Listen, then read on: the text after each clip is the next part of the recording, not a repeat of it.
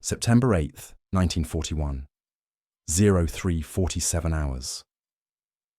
Badaev warehouses, Leningrad, Soviet Union. Lieutenant Dmitri Pavlov watches the sky turn orange as German incendiary bombs rain down on the city's central food depot. Each warehouse contains enough flour, sugar, and fats to feed hundreds of thousands. Within minutes, flames reach heights visible 15 kilometers away. By dawn, 3,000 tons of sugar have liquefied into the soil. Citizens will later dig up the earth and boil it to extract sweetness. What Pavlov cannot know as he watches the warehouses burn is that this moment begins the most calculated starvation campaign in human history. The mathematics are already determined. The city holds 2,887,302 people, according to the September 1st census. Daily food requirement for basic survival, 2,000 tons. After the Badaev fires, remaining city stockpiles, 35 days at full rations. And the encirclement sealed yesterday when German forces cut the last rail line at Maga station will not be broken for 872 days. The siege of Leningrad transformed a city of 2.8 million into an experiment in human endurance against arithmetic. The numbers told a story of engineered mass death. Hitler's Directive 35, issued August 6, 1941, explicitly stated, "Leningrad must be subjected to siege and starved into submission. We have no interest in preserving the population." German military planning treated civilian mass starvation not as a potential consequence of siege warfare, but as the operational objective itself. Field Marshal Wilhelm Ritter von Leeb, commanding Army Group North, received specific instructions: surround the city, cut all supply lines, and wait for hunger to accomplish what assault might not. The Wehrmacht calculated that systematic deprivation would kill Leningrad's population more efficiently than urban combat, which would cost German casualties the Reich could not afford. The city's geography shaped its doom with precision. Leningrad sits at the eastern edge of the Baltic Sea, where the Neva River flows into the Gulf of Finland. German forces approaching from the south and west needed only to cut the southern rail corridors to sever the city from the rest of the Soviet Union. The encirclement proceeded methodically through August 1941. On August 30th, German forces captured Emga Station, cutting the October Railroad. On September 8th, they took Schlisselburg on Lake Ladoga's southern shore, severing the final land route. The siege ring closed with mathematical precision, leaving only one supply route, across Lake Ladoga, 50 kilometers of open water with no port facilities, no transportation infrastructure, no protection from German artillery and aircraft. Lieutenant Pavlov, appointed Leningrad's food director on September 10th, confronts an inventory that reads like a death sentence. Flour, 17,500 tons. Cereals and pasta, 2,600 tons. Meat and livestock, 6,300 tons. Fats, 1,200 tons. Sugar, 2,400 tons remaining after the Badaev fires. He calculates the arithmetic of starvation with the precision of an engineer diagnosing structural failure. The city requires approximately 2,000 tons of food daily for minimal survival. His stockpiles provide 25 days at current ration levels. No trains can reach the city. No trucks can drive to it. The only route crosses 50 kilometers of Lake Ladoga, which will freeze solid by mid-November and remain ice until late April. The ice, when it forms, will be the city's lifeline. It will also be its graveyard. The ration reductions began immediately and accelerated with mathematical inevitability. September 2nd, before the encirclement closed, workers received 800 grams of bread daily, dependents 400 grams. September 12th, 4 days into the siege, workers 500 grams, dependents 300 grams. October 1st, workers 400 grams, dependents 200 grams. November 13th, Workers 300 grams, dependents 150 grams. November 20th, the lowest point. Workers 250 grams, dependents 125 grams. These numbers measured the shrinking space between existence and death. The bread itself transformed as supplies dwindled. September bread was 75% flour, 25% substitutes. October bread, 50% flour, 50% substitutes including malt, bran and oat hulls. November bread, 25% flour, 75% substitutes, including cellulose derived from pine sawdust, cottonseed cake pressed from industrial oil production waste, and dust swept from flour mill floors. December bread, distributed at the height of starvation, 10% flour, 40% cellulose, 30% cottonseed cake, 20% miscellaneous, including wallpaper paste scraped from buildings. The 125-gram ration issued to dependents measured 10 centimeters by 5 centimeters by 3 centimeters, roughly the size of a deck of playing cards. This brick of industrial waste and tree pulp represented the only legal food many citizens would receive in 24 hours. At 450 calories, it provided less than a quarter of minimum survival requirements. The city's scientists mobilized to extract nutrition from materials never intended for human consumption. Chemist Alexander Nesterov developed processes to render edible the industrial cellulose used in paper production.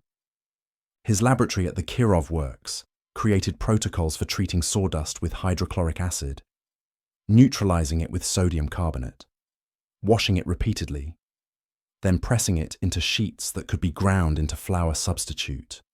The process produced material that was technically digestible, though it provided minimal nutritional value and caused digestive problems ranging from severe constipation to gastric ulcers. But it extended bread supplies by weeks, and weeks meant tens of thousands of additional survivors. Biologist Alexei Bezubov led teams that harvested every conceivable protein source within the siege ring. They collected 12,000 tons of vegetable oils from industrial facilities that used them as machine lubricants. After extensive purification through multiple distillation processes, these oils entered the food supply. They gathered 8,000 tons of oilseed cakes, compressed industrial waste from cotton and flax processing, ground them into powder, and added them to bread. They processed 2,000 tons of sheep guts, normally discarded as inedible, rendering them into jellied substances that provided minimal calories. Every food processing facility in the city was stripped of material caught in pipes, stuck in machinery, or settled in tanks. Flour dust accumulated over decades in mill equipment yielded 4,000 tons of usable material. The human body's response to starvation followed predictable medical trajectories that physicians documented with grim precision. During the first 3 weeks of severe caloric restriction, below 1,000 calories daily, the body metabolizes glycogen stores in the liver and muscles. Individuals experience constant hunger, weakness, and irritability, but remain functional. From 3 to 6 weeks, the body shifts to burning fat reserves. Patients exhibit increased lethargy, reduced body temperature, cessation of menstruation in women, and decreased cognitive function. After 6 weeks with continued caloric deficit, the body begins catabolizing muscle tissue to extract protein.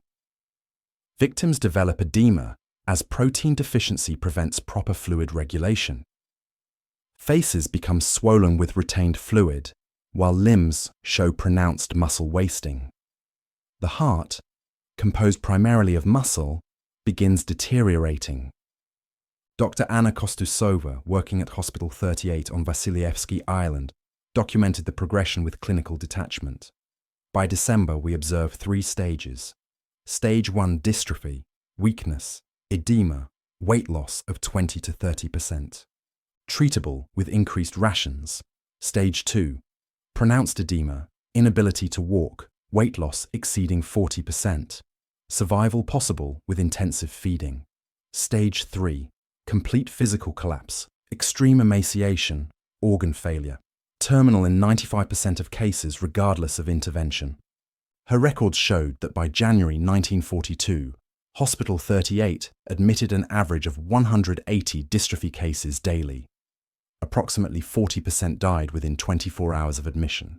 The city's death rate accelerated according to mathematical curves that mapped starvation's progression through the population. November 1941, 11,085 recorded deaths, primarily elderly. December 1941, 52,881 deaths as starvation reached advanced stages in vulnerable populations. January 1942, 96,751 deaths, the war's highest monthly total for Leningrad, as cold combined with hunger. February 1942, 96,015 deaths as temperatures reached -32 degrees Celsius, while food supplies remained at November levels. March 1942, 81,506 deaths as slight ration increases and warming temperatures provided marginal relief. These official figures significantly undercount actual mortality. Entire families died in their apartments, undiscovered for weeks. Bodies lay in streets, buried by snow until spring thaws revealed them. The actual death toll from November 1941 through March 1942 likely exceeded 400,000. Lake Ladoga represented the only supply route connecting Leningrad to unoccupied Soviet territory. The lake measures 50 kilometers at its narrowest point between the city's northern suburbs and the village of Kobona on the eastern shore. From September through mid-November, boats and barges attempted the crossing under German artillery fire from the southern shore and Luftwaffe attacks from air bases 40 kilometers away. The flotilla consisted of whatever vessels survived the initial German assault: lake steamers designed for summer tourism, tugboats meant for harbour work, fishing boats pressed into military service, and improvised barges constructed from any floating material available. None possessed armour or significant defensive armament. German Junkers Ju-87, Stuka dive bombers attacked crossing vessels with methodical efficiency, learning quickly to time attacks for mid-lake, where boats couldn't turn back and were farthest from any protection. Captain Alexei Bogdanko commanded the ice reconnaissance teams responsible for determining when Lake Ladoga's ice could support vehicle traffic. His teams drilled through the ice at hundreds of points, measuring thickness and testing structural integrity under weighted sleds that simulated vehicle loads.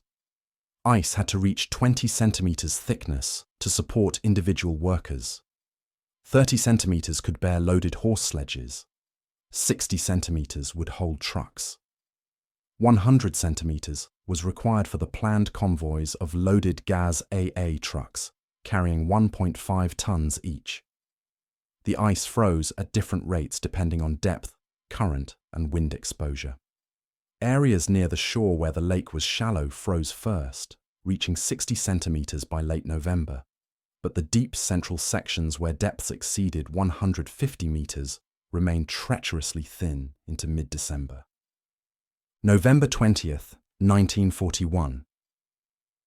The ice road officially opens with horse-drawn sledges carrying 350-kilogram loads. The route follows a surveyed path marked every 50 meters with wooden poles painted white for visibility during blizzards and the polar darkness that reduced daylight to 5 hours daily by December. Each sledge team, consisting of 1 horse and 2 men, makes the crossing in approximately 8 hours, delivering perhaps 300 kilograms of supplies after deducting hay for the horses. The math is devastating. To meet Leningrad's minimum requirement of 2,000 tons daily would require 6,667 sledge trips.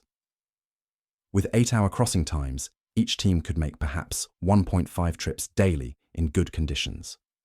Meeting the requirement needs 4,445 sledge teams operating continuously. The entire operation has approximately 800 teams available. Even operating at maximum capacity, horse sledges deliver only 360 tons daily, less than 20% of requirements. Truck convoys begin January 12, 1942, after ice thickness reaches the 60-centimeter minimum in critical sections. The primary vehicle is the GAZ AA, a Soviet-built licensed copy of the Ford Model AA truck. The specifications reveal the limitations: empty weight 1,810 kilograms, payload capacity 1,500 kilograms, maximum speed on ice 15 kilometers per hour, fuel consumption 22 liters per 100 kilometers. Each truck traveling the 50-kilometer route from Kobona to Leningrad and returning empty consumed 22 liters while delivering 1.5 tons. To transport 2,000 tons daily required 1,334 truck trips. At 15 kilometers per hour, including loading and unloading time, each truck could complete approximately 1.5 round trips per day. Meeting minimum supply requirements needed 889 trucks operating continuously. The ice road peaked at 350 trucks available simultaneously. The drivers who operated the ice road confronted conditions that defied conventional transportation logistics. Temperatures averaged -28 degrees Celsius in January 1942, reaching -38 degrees Celsius on the coldest nights. The trucks had no cabin heaters. Drivers wore every layer of clothing they possessed, yet frostbite injuries were universal. The ice itself constantly shifted and cracked under temperature fluctuations and wind pressure, creating leads that opened without warning. Drivers reported hearing the ice groan and crack underneath them, feeling the surface flex under their vehicle's weight, watching cracks propagate ahead of their wheels. Trucks that broke through the ice sank in minutes. Water temperature hovering just above freezing meant survival time was measured in seconds. Few drivers who went through the ice survived long enough for rescue. German artillery positioned along Lake Ladoga's southern shore targeted the ice road with calculated precision. Forward observers identified the marked route from shore-based positions. Artillery batteries, primarily 10.5 centimeter LEFH-18 howitzers with maximum ranges of 10.6 kilometers, could reach the ice road at its narrowest southern points. The Germans fired timed barrages designed to catch truck convoys in the open. Shells striking ice often failed to explode immediately, instead boring into the surface before detonating, creating holes that would refreeze with thinner, structurally weaker ice that later collapsed under truck weight. German shells also dispersed chemical markers visible to aircraft, directing Luftwaffe attacks to specific ice road sections. Senior Sergeant Ivan Maksutov drove 142 round trips across Lake Ladoga between January and April 1942, delivering approximately 213 tons of supplies. His account provides insight into the operational reality. You learn to read the ice. Fresh ice is blue-white and solid. Grey ice is old, probably weak. Black ice means water underneath. You watch for cracks, listen for sounds. The ice talks to you. When it groans, that's pressure.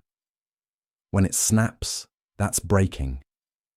You feel it flex under the wheels. Some nights the ice moved like it was breathing, rising and falling with wind and current. You drove thinking any second the surface would give way. The trucks travelled in convoys spaced 50 meters apart, close enough for mutual support if one vehicle broke down, but far enough that multiple trucks wouldn't converge on weak ice sections simultaneously. Soviet engineers built warming stations every 5 kilometers along the route where drivers could briefly warm themselves and mechanics could perform emergency repairs on vehicles that developed mechanical problems. These stations, essentially wooden sheds with stoves, processed hundreds of drivers nightly, providing 15-minute warming breaks that prevented total cold injury casualties. Without these stations, frostbite rates would have made operations impossible. The most dangerous period came during March 1942 as temperatures rose and ice began deteriorating. The same spring warmth that promised relief from winter's killing cold made the ice treacherously unstable. Surface ice melted during daylight hours, refreezing at night into rough, irregular patterns that damaged truck suspensions. Underneath, the ice thinned unevenly. Sections that had been stable in January became death traps in March. Driving continued because the alternative was starvation. Truck convoys operated 24 hours daily through March, despite losing approximately 15% of vehicles to ice breakage. Drivers who survived the plunge reported the horror of watching their trucks sink while they struggled to reach the surface through ice holes barely larger than their bodies. April 24, 1942. The ice road closes for the season as warming temperatures make the surface impassable. During its operational period from November 20th to April 24th, the road delivered approximately 361,109 tons of supplies and evacuated 554,186 civilians from the city. The total included 262,419 tons of food, 31,927 tons of ammunition, 37,717 tons of fuel, and 29,046 tons of other military supplies. Measured against the city's minimum requirement of 2,000 tons daily for 156 days of operation, the road delivered 310,100 tons needed. Actual delivery of 361,109 tons represented 117% of absolute minimum requirements, but only 58% of normal consumption rates. The population survived, but barely. The statistical gap between supplies delivered and supplies consumed was filled through systematic consumption of everything edible within the siege ring. Leather became a food source. Workers boiled leather belts, boots, harnesses, and industrial drive belts to extract gelatin. Chemist Vsevolod Vishnevsky developed processes for treating tanned leather to remove toxic chemicals used in the tanning process, then cooking it for extended periods to break down collagen into digestible gelatin. The result provided minimal protein and calories, but gave the sensation of eating something substantial. Approximately 10,000 tons of leather goods were processed and consumed during the siege's first winter. Carpenter's glue, made from animal bones and hides, became a prized food commodity. Workers broke into woodworking shops, furniture factories, and construction warehouses to harvest glue blocks. The glue required extensive boiling to dissolve it, producing a thick protein-rich jelly that provided more nutrition than bread for the same weight. Black markets traded glue blocks at prices equivalent to 6 months' salary. Wallpaper paste, made from flour and other starches, was scraped from every building in the city. Citizens systematically stripped wallpaper from apartments, boiled it to separate the paste, and consumed the resulting starchy solution. Buildings that had been wallpapered in the pre-revolutionary era when paste contained actual flour were particularly sought. Glycerin, stored in large quantities for industrial purposes, was consumed directly despite causing severe digestive distress. The chemical provides calories through metabolization, but causes violent diarrhea that actually accelerated dehydration and protein loss. Medical authorities warned against glycerin consumption, but desperate citizens ignored these warnings, preferring immediate caloric intake over future health consequences. Approximately 2,000 tons of industrial glycerin were consumed during the siege, contributing to, but not preventing, thousands of dystrophy deaths. Food processing facilities were systematically torn apart to extract every particle of nutritive material. Flour mills had their stones scraped, their gears cleaned, their walls brushed down. The accumulated flour dust and grain particles collected from this process yielded thousands of tons of edible material. Sugar refineries were similarly processed. The famous Badaev fires had liquefied sugar into the ground beneath the warehouses. Citizens dug up the contaminated earth and boiled it repeatedly, extracting sweetness through multiple filtering processes. The resulting solution was foul-tasting and contaminated with petroleum products, industrial chemicals, and burnt wood ash, but it provided calories and the psychological comfort of sweetness. Approximately 10,000 cubic meters of earth from the Badaev site was processed and consumed. Cannibalism emerged as a documented reality by December 1941, though official Soviet records suppressed this information for decades. NKVD reports from January 1942 record 366 arrests for cannibalism or corpse mutilation. February 1942, 612 arrests. March 1942, 556 arrests. These numbers represent only detected cases. The actual incidence was certainly higher. The NKVD classified cases into two categories: korpojedenie, eating of corpse flesh, and ludojedstvo, murder for the purpose of eating the victim. The former carried 8 to 10 years hard labor. The latter was punishable by execution. Approximately 2,000 people were convicted of cannibalism-related crimes during the siege. Most convicted were not hardened criminals, but ordinary citizens driven beyond the limits of human endurance by prolonged starvation. The city maintained industrial production throughout the siege, despite the workforce operating on starvation calories. The Kirov works continued manufacturing tanks, artillery, and ammunition. Workers physically unable to walk to the factory were carried by colleagues. Machinists who collapsed at their stations were revived and returned to work after brief rest periods. Alexander Karavayev, a lathe operator at the Kirov works, described the reality. "We worked 12-hour shifts on 250 grams of bread. Men fell unconscious regularly. We would pick them up, put them in a corner to warm up, and continue. If they revived, they went back to work. If they didn't wake up, we covered them with a tarp and kept working. We didn't have energy to grieve. We barely had energy to stand. But we kept making shells because the front needed them." The city's defenders at the siege perimeter received higher rations than civilians, 500 to 600 grams of bread daily for frontline troops, but this was still far below normal military rations. German forces attacking the Leningrad perimeter in January 1942 reported encountering Soviet defenders so weakened by malnutrition they could barely lift their rifles, yet who refused to retreat. Wehrmacht after-action reports noted the contradiction of facing an enemy too weak to attack effectively, but too stubborn to collapse despite obviously catastrophic supply situations.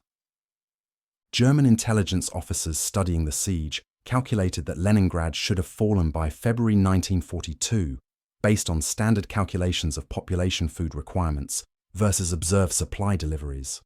Lieutenant Colonel Eberhard Kinzel, Lahir Group North's intelligence chief, reported in March 1942, "By our calculations, the city should be experiencing complete social collapse and mass starvation deaths exceeding 50,000 weekly. The population should be physically incapable of organized resistance. Yet the perimeter remains defended and industrial production continues. Either our intelligence regarding supplies is grossly incorrect, or the Soviet population is subsisting on resources and through methods we do not understand." German aerial reconnaissance photographed the ice road operations, but significantly underestimated the tonnage delivered, assuming the thin ice could not support heavy vehicle traffic, and therefore concluded the supply effort was token rather than substantial. The spring thaw of 1942 brought new horrors. Bodies that had been buried in snow throughout the winter emerged as ice melted.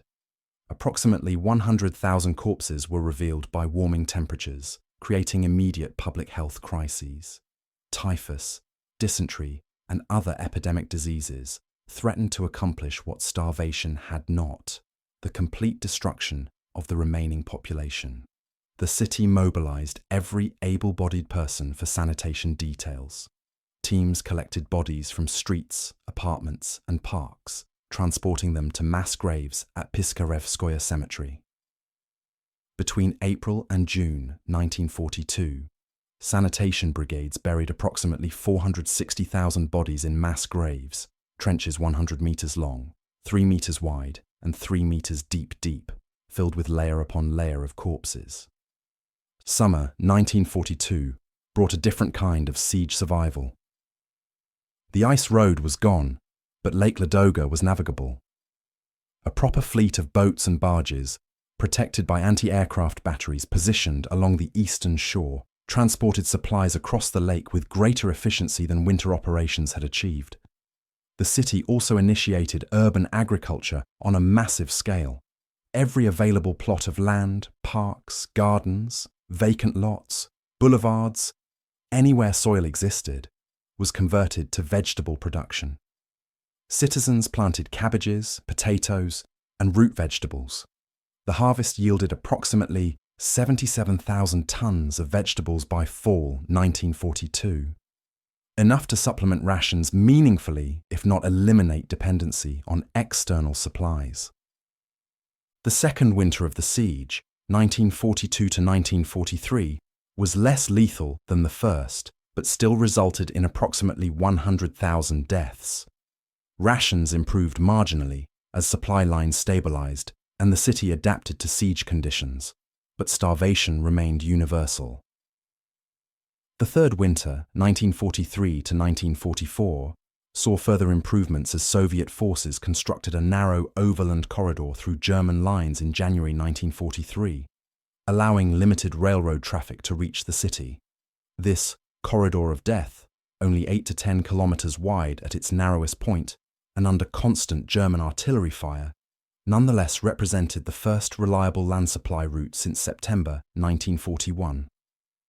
The siege officially ended January 27, 1944, when Soviet forces drove German armies away from Leningrad's perimeter, finally eliminating the artillery threat that had terrorized the city for 872 days. The population that greeted liberation numbered approximately 600,000, down from 2.8 million at the siege's start. Of the 2.2 million who disappeared, approximately 1,500,000 died, primarily from starvation and diseases related to malnutrition. Another 700,000 were evacuated across Lake Ladoga during periods when transportation was available. The dead represented the largest civilian casualty toll of any single city in World War II, exceeding the combined death tolls of Hiroshima and Nagasaki by a factor of 15.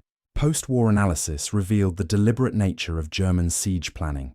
Captured documents showed that Wehrmacht leadership rejected proposals to accept Leningrad's surrender, specifically because feeding the population would require diverting German supplies. Field Marshal Wilhelm Keitel, Wehrmacht High Command Chief, wrote in a September 1941 directive, "The Führer is determined to raze Petersburg to the ground.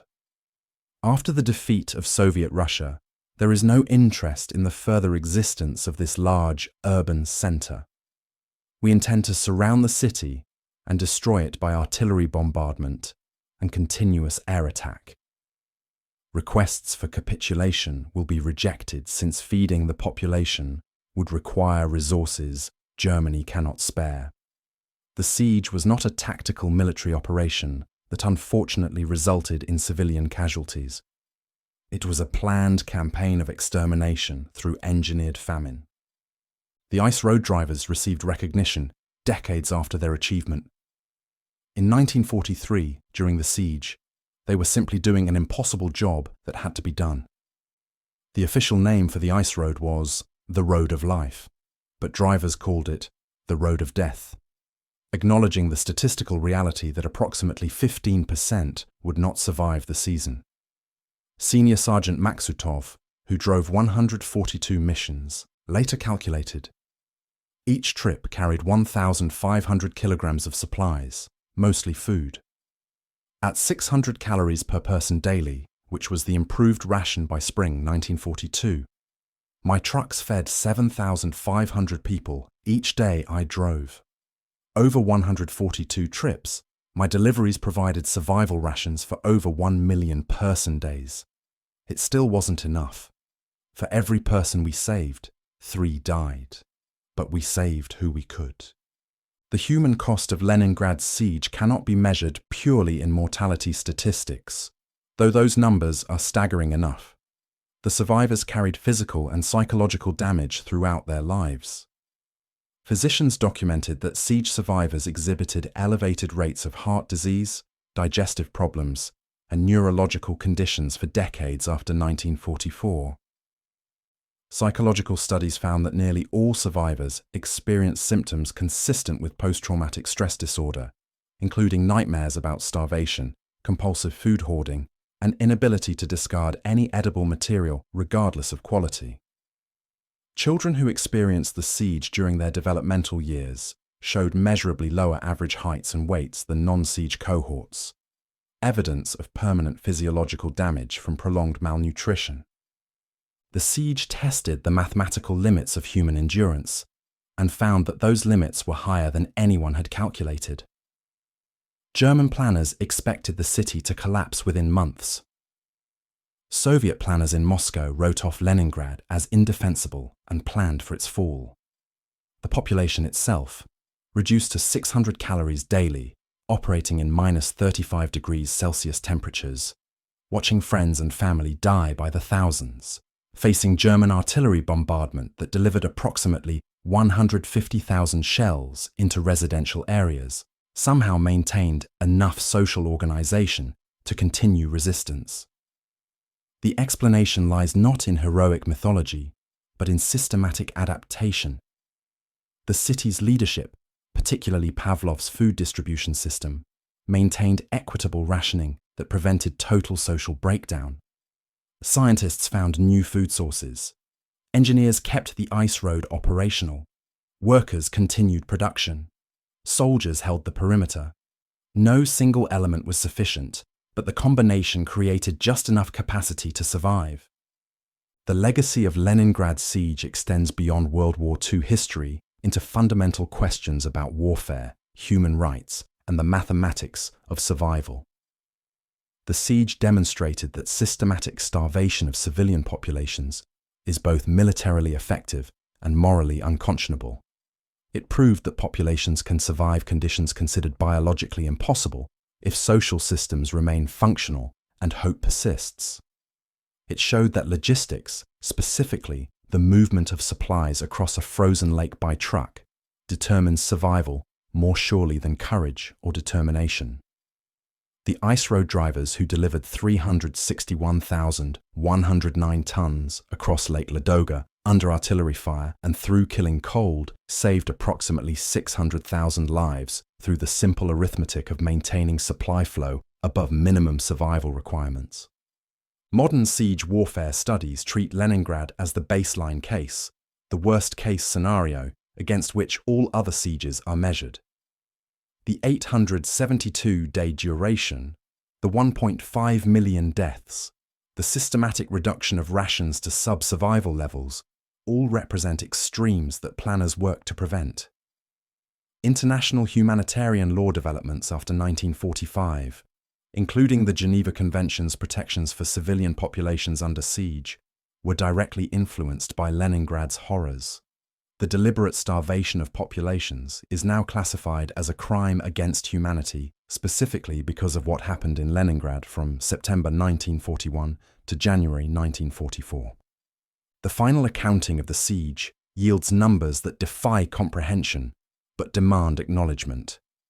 872 days of encirclement, 2,887,302 initial population, 1,500,000 deaths, primarily from starvation, 361,109 tons delivered across the ice road, 600,000 survivors. The mathematics of survival came down to simple arithmetic. The city needed 2,000 tons of food daily. The ice road and Lake Ladoga deliveries averaged 1,300 tons daily during operational periods.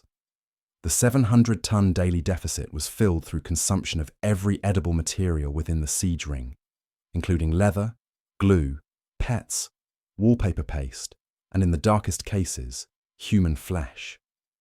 The population that survived did so by accepting reductions to 600 calories daily and adapting to starvation through systematic exploitation of resources never intended as food.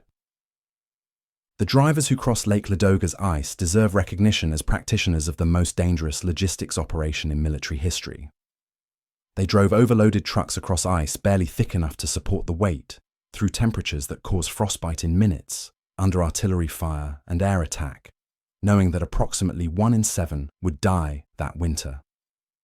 They delivered 361,109 tons of supplies, of which 262,419 tons was food, enough to sustain 600,000 survivors through 872 days of siege. The simple calculation: without the ice road, Leningrad's entire population would have died. With the ice road delivering marginally above minimum survival requirements, 600,000 lived. The difference between extinction and survival was measured in truck deliveries across frozen lake, driven by men whose names are mostly forgotten, but whose achievement represents logistics excellence under conditions beyond normal human endurance. September 8, 1941. Lieutenant Dmitri Pavlov watches the Badaev warehouses burn and begins calculating how to keep 2.8 million people alive on diminishing resources. January 27, 1944. The siege ends. Pavlov stands in his office reviewing the statistics. The city needed approximately 1,744,000 tons of food over 872 days. External supplies delivered approximately 361,109 tons.